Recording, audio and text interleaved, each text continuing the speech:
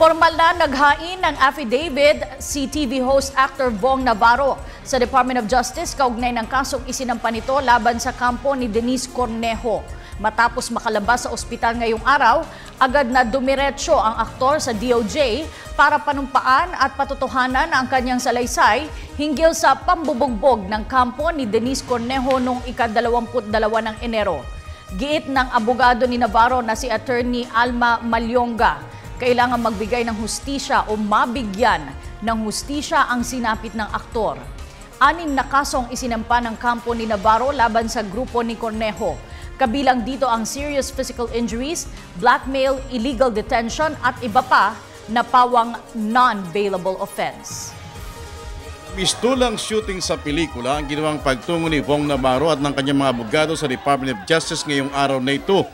Dahil sa dinumog hindi lamang ng media ang paglagda at panunumpa nito sa kanyang affidavit of complaint sa harap ng mga prosecutor ng Department of Justice. Ito ay may kaugnayan sa 6 na kasong sinampa nito labang kina Denise Cornejo at Cedric Lee. Ilang minuto muna ng kanyang sasakyan si Navarro para kalmahin ang mga taong gustong dumumog sa kanya. Kinakailangan kasing manumpa si Navarro sa mga kasong serious physical injury, grave threat, serious illegal detention, grave coercion at blackmail. May mga ilang nilalaman ang affidavit na niliwanag ng kampo ni Navarro at ipinakokorek sa DOJ para di makaapekto sa kasong isinampa nito sa hinaharap. Complaint namin ng serious illegal detention. I don't think we need even to respond to this. But as I said, sa 14 na lang po namin sasabihin. Thank you po.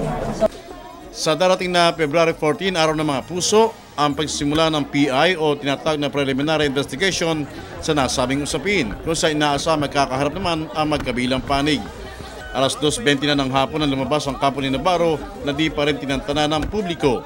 Kalmado namang nakikisalamuha si Navarro sa kabila ng tila may nararamdaman pa rin itong sakit na iniinda dahil sa nangyari sa kaniya. With respect to the complaint po for serious illegal detention, etc. po, since we have already reaffirmed yung complaint and the purpose of the hearing po on February 14 will be to give copies of the same to the respondents po. Para sa Telebisyon ng Bayan, para Pina.